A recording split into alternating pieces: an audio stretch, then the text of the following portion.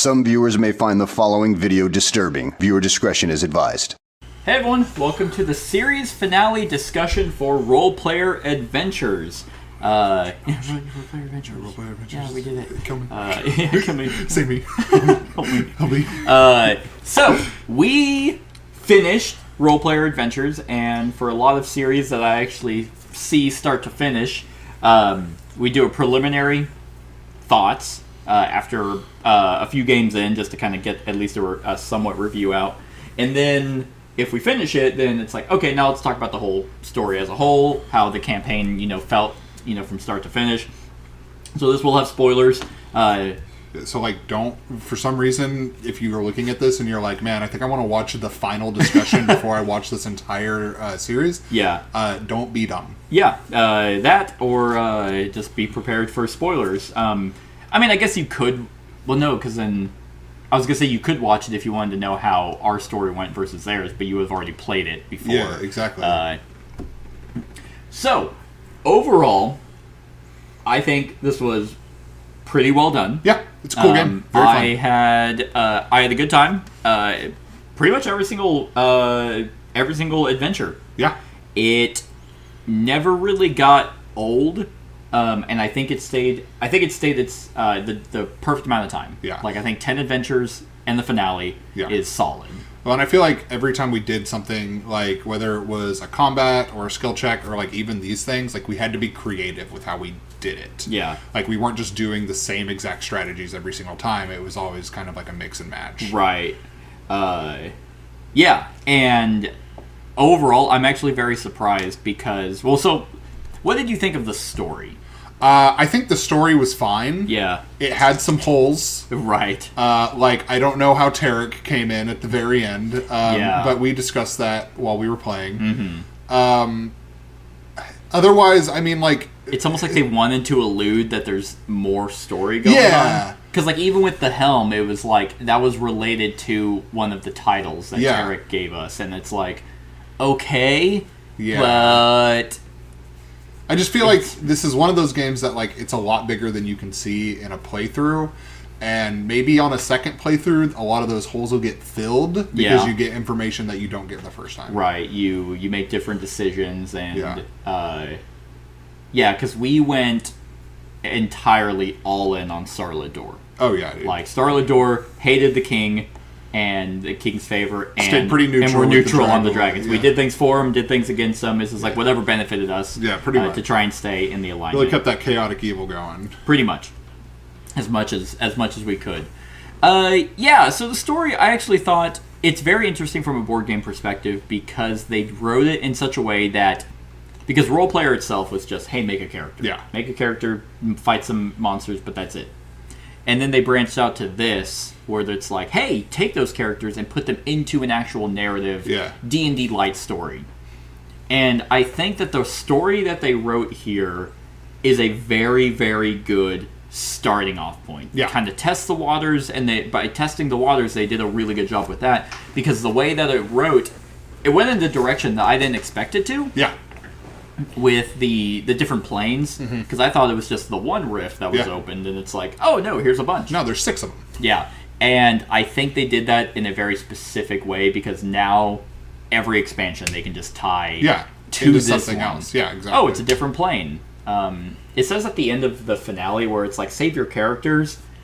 I don't know if that's just just do it, just to remember the character you made. But it does almost weirdly allude to a continuation. Yeah, exactly. They want you to hold on to your characters and then maybe alter them, what they do in every sequel, where it's okay, what are your stats? Okay, now somehow you get nerfed again. Yeah. God of War or Assassin's Creed. It's I have the ultimate armor. I'm a god. Yeah, no, we got to get you all the way back down. You're going to start over. Square one. I'll never forget Warlord Johansson. Archimbaldo. And Archimbaldo. Yep. They're just, that's the team. It's the duo. Yeah, and I think that would be, really cool. They've already announced an expansion. I haven't looked too much into it, but I'm very, very curious if the expansion is just kind of its own one side story, or if it's basically a whole other box. That'd be cool. I'd be down for either. Yeah. I think if they were to go the easier route, then yes, each expansion is just like another plane of something like. But I mean, I'd be down for another 10 adventures each time. Yeah, or even 5. Yeah, 5 wouldn't be too bad if they're gonna do the plane jumping, like expansions. Yeah. But yeah, so it went in a direction that I liked. I think for the most part, you got to see your choices get wrapped up. And I think, I mean, like, really, in reference to something we said whenever we first started playing this game is very unforgiving, but as you grow and get stronger, you learn how to deal with that. Yeah. Because, like, at the beginning, I mean, we died once. Yeah. But, like, I mean, these last, like, few episodes, we've succeeded, like, everything we've done. Every single time, yeah. That would probably be my biggest complaint is at a certain point, like, it got to a point where I was like, are we playing wrong? Yeah. And then I'm looking at, like, combat, I'm like, nope, those are the dice. Like, we have all these cards, they add dice. Yeah. That's how you get around the combat dice limit. You just have these cards, and then I was They certainly helped a lot with that final, Zima's power. Yeah. I mean, you needed to get 12 dice on a limit of 6. Right. Yeah, exactly. So you have the only restrictions are really the dice that you randomly pull, but you can tire yourself out. So really, this game kind of comes down to if you don't manage resting well, then that's when it's going to be difficult. Exactly. Yeah. If you don't rest almost at any point, you're gonna get goofed. And we almost did. I mean, there was even one this round of go where we went into a fight where this round of go where we went into a fight and we were like, man, we should have rested. Yeah, before this. Like, oh, this is rough. Yeah. But even then, I mean, a lot of it was like, hey, here's 3 enemies, but because of just how many cards we had, we're stacked. It was only, and we talked about it a few times where. It makes sense in D&D as you level up because you don't have levels. Yeah. You get items. Yeah, you get a bunch of items. You get a bunch of stats that by the time at level 1, you're like, fucking wolves. Like, we're gonna die. Yeah. I mean, if you're a wizard, for example, you're like, I have 4 health. Yeah. Like, if I get hit once, I just die. Yep. But then by the end of it, you're just like God, like floating in the air, summoning like storms and fire, to where you do feel like a badass by the end. And I think the progression, for me, was a little too quick. Yeah. Because it did come to a point where every single skill check and every single combat, I was like, it doesn't really matter. Yeah, we were finding a way to fix it. It was like, okay, how annoying are the dice going to be? Yeah. We roll them. We didn't get a single one. Okay, well, good thing we have all these cards that we can just basically turn them into whatever we need them to be. Yeah. And which they certainly try to mitigate with like your card play and stuff. Yes. But I mean, once again, once you get further in, we had a card play of 6, so we were playing 12 cards a turn, and and that's what's. It's kind of a weird balance, and I get where they're coming from because if they did it too much on just, hey, here are your dice, roll them and see what you get, this game would be atrociously bad. Exactly. Yeah. But then it's like, well, if they don't give you enough mitigation to where you don't feel like you got anything or you got any cards that attribute to your character, then you're not really a character playing the game. There's no investment. Yeah.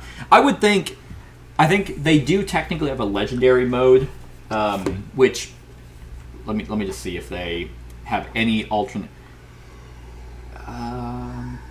Yeah, so legendary mode literally only comes into play on specific times where it's like, if you're playing in legendary mode, do this now. Add this modifier. Yeah, and that is very rare that does pop up. It actually would have popped up every single time in the finale, but I think that they need to come up with something else if they do continue to keep supporting this game. Maybe limit rests or something like that. Yeah, limit rests, or I think difficulty modifiers would have been fine. Like ways to, I don't know. It's very weird because they did end up, they stripped away a lot of, yes, you are a character and but you're very limited on roleplay. You're a concept, but you go as a party.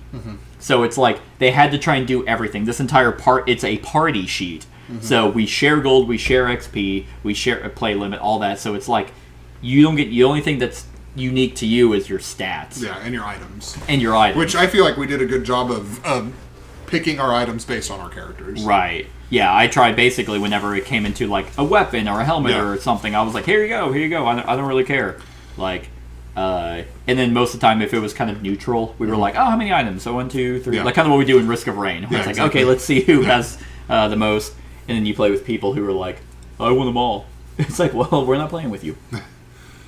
So, I'm not upset that the game was relatively easy. I think on a different playthrough, I would just put in legendary mode. Yeah. See how it goes. And just see how it goes. Yeah. Because it's not technically the end if your characters become exhausted. Exactly. In fact, sometimes it could, in the You finale... can do it up to 10 times. Pretty much.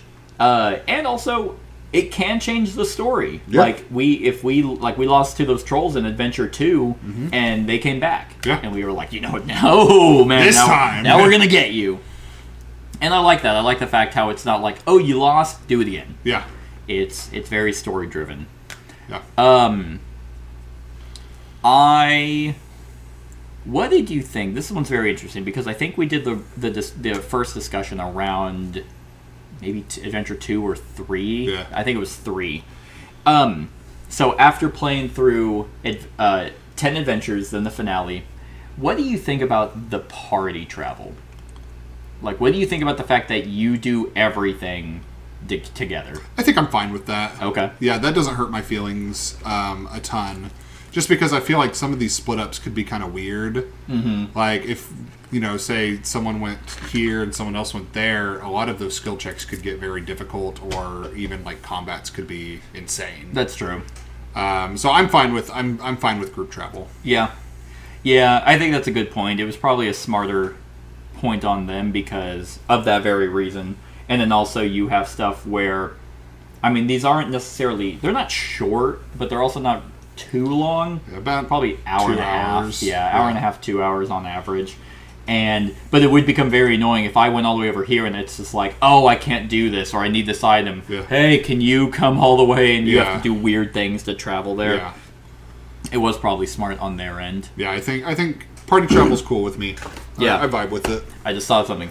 Biggest negative, and this is, and I can't give them the benefit of the doubt because this existed when this was being made. They need to put money into, it's called Foreteller. It is a narration app. Oh yeah. Like what Gloomhaven. Oh wait, you haven't played Gloomhaven in board game form. Yeah, I've only played the awful Steam version. Right. So let me give you just a quick sample of like Gloomhaven. Well, I think we've used Foreteller before. Have we? I think so. It's the app that has like the voice acting for. Yes. Yeah, that would be super cool with this. Approaches you in the sleeping lion. Yeah. Yeah.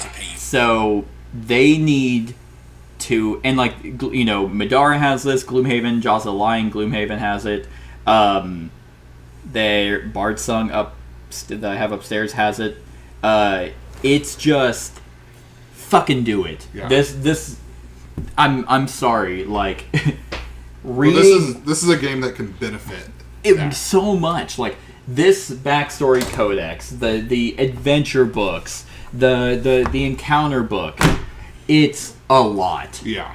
It's a lot of reading, and like my throat fucking hurts from reading that much. And I don't mind being the dedicated reader, but at some point, the app, just narration, everyone's invested. Yeah. Everyone can listen and get into it instead of one person having to be like, fuck, what voice did I give Taryn? Yeah, exactly.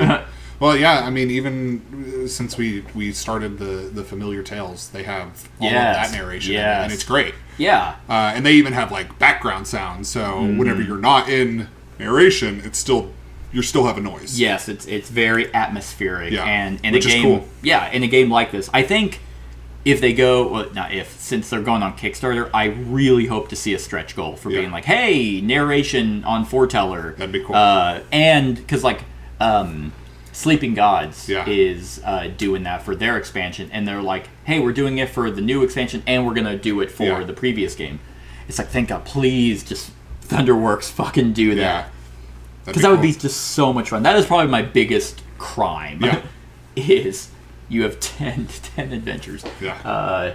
And the finale, and there's a lot. I mean, I mean, granted, I don't think they plan for people like us to just sit down and do 4 of them in a row. probably not. But people want to binge. Yeah, exactly. Like you could, I mean, if you sat down and dedicated a weekend, you could get through all of these. Yeah, you actually could. Because absolutely. Because that is a huge benefit, is they are very quick. Yeah. Just, boom, pull out the map, and it is a lot of just sitting down and reading. Yeah. It's a lot of narration. So, and it would not be hard, I don't think, with, you just, stop doing that. That's like clicking, and that's going to be picked up on the mic. I hope it is. And I remember one time doing a run-through, and I was like, what the fuck is that noise? And I realized Devin was fucking with coins right by the mic, and it was just so audible. I'm like, that's obnoxious. But it wouldn't be hard. They just, because in the app, you just pick, Role Player Adventures, and then Adventure 1. Yeah. And then all your And it's options already are there. coded. Yeah, so. exactly. It's just, hey, A whatever. Yeah. The A1. Yeah. So here's hoping that's dope. the case. That would be. Do you have any negatives on the game after 10 adventures? No, I mean, I feel like my biggest negative in the beginning was brutality, and that gets mitigated as you play. So, I feel I liked it a lot. I'd throw a pretty hard 9 out of 10. Really? Yeah. That's pretty high. Yeah. That's pretty high. I think overall while the story isn't the best I've ever written best I've ever seen, it did a pretty good job. It's pretty ambitious. I was very skeptical of the individual adventures. It wasn't just one big Madara-sized campaign book. It's very sizable, but it does piece together relatively well. Yeah. They reference each other a lot. I think, barring some very few gaps, which in a game like this, it's basically a choose-your-own-adventure story. Exactly, yeah. I'm very surprised that there was a lot of stuff where it's like, hey, that character. Yeah. It was very few where we were like, I don't remember who that is. Except for that fucking satyr. Yeah, the satyr, and because they do a really good job. I love the title system. Yeah. I love the fact that you just keep your titles. So this is, by the end of the game, this is our story. Yeah. For the most part. We could look through these and be like, oh yeah, if I were to be like, oh hey, maybe not all of them, but friend of Gimlick's. Oh, he was the blacksmith. Oh, do you remember the Devil's Bond that we did? The Dragon's Return? Mm-hmm. The Saboteur's Accomplice? And even if you didn't remember by the title, it gives you a description. So you're like, oh yeah. And another testament to this is I actually have a buddy, him and his nephew are playing this. Mm-hmm. And I was like, oh, where are you guys at? And they're like, we just got accused of the king being killed. And I'm like, oh yeah, you're about to go to jail. Yeah, that sucks. So it was really cool to be able to kind of see, and I can't remember specifics, but I remember explaining kind of what decisions we made. They're like, oh yeah, that didn't happen at all. Yeah. So I mean, there's a lot of replayability here, as far as the individual chapters go, because I mean, we could always do it different. Yeah. We don't have to be chaotic evil. No. In fact, Starlit Door people. Yeah. We could have been lawful good Kingsguard the whole game. Yep. And just gone with it. Yeah. Oh, you're cultists or you're the Dragool? Yeah, you're all enemies to the kingdom. Exactly. It does, yeah. It's not so sandboxy that you're gonna get a radically different ending. No. In fact, obviously, it has a story it wants to tell. Yeah. Adventure 5 is literally, you are in prison. Yeah. There's no way for you to stop from being accused. Yeah, you're going to go to prison every time. But the paths you take will still kind of change the overall narration of your story. What characters are going to play. I mean, because there's so many discovery cards, so many titles, so many rare items that, like, so many enemies and items and shit that we just didn't see. Yeah. That I do think that even though, you know the overall story, you can be like, well, you know what? I'm going to replay it. Like when you play Skyrim. You're like, you know what? I'm actually going to ally with the fucking... I'm going to go with the Dragul this time. Yeah, let's see what happens. Yeah. And I think that that's exciting because this one overall, like, when I beat, like, Madara, it's like, I'm not going back through that at anytime soon. But this one I would be like, you know what? Yeah, sure. I'll step back through it. Yeah, let's just restart it. Yeah. You pick up Adventure 1, and you're like, okay, cool. And if you play it with someone you've already done, you're like, ooh, well, we did this decision last time. Let's make that same decision, but later on, let's make a different decision and see how that interacts. So they did a pretty good job here. I'm trying to see the end. Technically, they have 9 different endings. Ooh. Technically, and by endings I mean like just a narrative script based off the titles you get. So theoretically, you could play this and get at least a different read. Yeah. Do you have to do that? Absolutely not. Just take the finale book and read all of them and just be like, oh, what if we did do that? But where's the fun in that? Yeah, because you were talking about the alignment, and I think I was telling my buddy who was also playing this, I was like, oh, do you have the whatever this is called, Nalos, Nephras, whatever. Yeah. I was like, oh, do you have that? And they're like, no. I'm like, I almost would say this is kind of a must-have get. Yeah. Only because it gives you more depth. It's more personable. Yeah. Because you do go everywhere as a party. Yeah. I felt like at least in the 4 adventures, we got to do something that was unique to us. Yeah, exactly. And I did actually like the fact that by the end of your entire story, it was kind of like, what alignment are you? Yeah. And then that gave you a unique, rare thing. So I like that. I think that's a really cool kind of add-on to the game. Yeah, I agree. So yeah, which one was your favorite? Of all of them? Yep. I brought the swamp. The swamp one? It's the swamp, yeah. Which one was that one? The one with the demon, the Bogroot swamp? Yeah, that one was cool. That one was pretty good. My second would probably be the vampire one, where we were in like the catacombs. I was about to say the outbreak in the Undercity. Yeah, that I one like that one too. The swamp one was really cool. The fact that demon showed up at the very end and he was like just playing devil's advocate. Dude, the he's whole just time. chill. He's vibing. I'm very intrigued by the fucking Kryl or whatever their names were, known to Klinox. Oh, the fact that they had that ice jar. Yeah. Where it's like the storm, it's like what? And we like cracked it and it like created a fissure, and he's like, yay! It's like, what am I looking at? Yeah. I think it'd be interesting to see the Klinox as a playable race. That would be cool. Yeah. Yeah.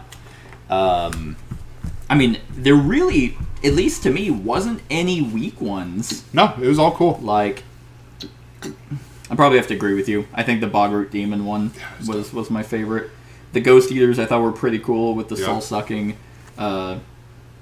Probably this one, Terrence Trophy, is my least favorite. The one, the village with, one. About the pigs. Yeah, that one was kind of meh. Yeah. It was very much a early RPG story. Yeah, kind of introducing you to a lot of characters that are going to be showing back up. Yeah, like Rose. Rose and Dunham. Yeah. Jeremy. Jeremy. Dude. J-Dog. That we murdered in cold blood. We murdered fucking everyone. Yeah, dude. J-Dog. And then each one just kind of... I honestly really like the prison one. Yeah, the prison was cool.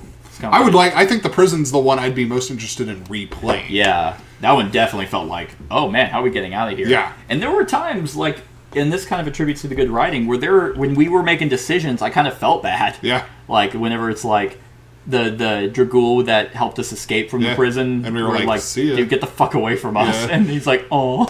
It's like, no, look. We don't want to do that, but Yeah. like we don't have a choice. Yeah. It's either you or the guy who we're actually like siding with. So Last question. What do you think of the finale? it was cool. You liked it? It was fun. Yeah. I like it for a lot of the reasons we've discussed. It opens up a lot more that can be done. Introduces a whole multiverse of stuff, which is really neat. And it leaves it very open-ended, which I think is always good to have in an RPG. I think so, especially because Thunderworks doesn't do a whole lot of games. Role players definitely their bread and butter. So it was very nice to know at Gen Con this year that, I mean, by the time this goes up, it might be 2023. At Gen Con of 2022, it was very nice to be like, oh, you're doing an expansion. Yeah. Thank God. I did not want this to be... Done. Yeah, just, oh, we're done doing that. Yeah, I agree. Yeah, the finale I thought was pretty good. There were some... Besides the whatever his name was. Yeah, Tarek or whatever. Yeah. Tarek Nolan. I think so, something like that. Yeah. Besides him just weirdly showing up, there was just some kind of odd things where it's kind of like, hey, if you have these titles, you're now fighting these enemies. And it's like, I definitely understood. I understood it all for the Kingsguard, but then when the vampire Lord Rocknick or... Yeah, because we were homies with him the whole time. I'm like, why are we fighting you when we've been your thralls the whole time? Yeah. I don't like... And I think what they kind of failed to do was... They never really showed him as a Dragul guy. Yeah. He was just kind of this entity that was vibing. It to me, the finale was coming off as like everyone, the entire story, which I'll get to this in a sec. Actually, I'm going to get to it now. The entire story never really felt like it was all culminating to a large battle till like Adventure 8. Yeah. And you're just like, wait a minute. Oh, I guess there's a war. Yeah. Maybe if we replayed it, we would get the Brizor wall thing, and we'd be like, oh, they were talking about it the whole time. But yeah, then it's all of a sudden like everyone's gearing up for war, and you're like, oh, okay. I guess we'll go.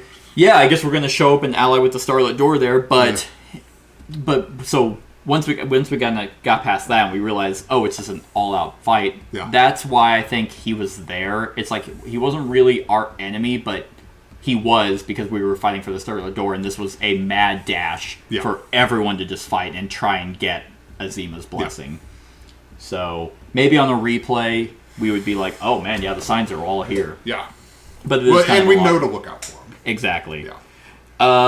So yeah, I do think I agree with you wholeheartedly on the finale. I think it was a pretty solid one. Yeah.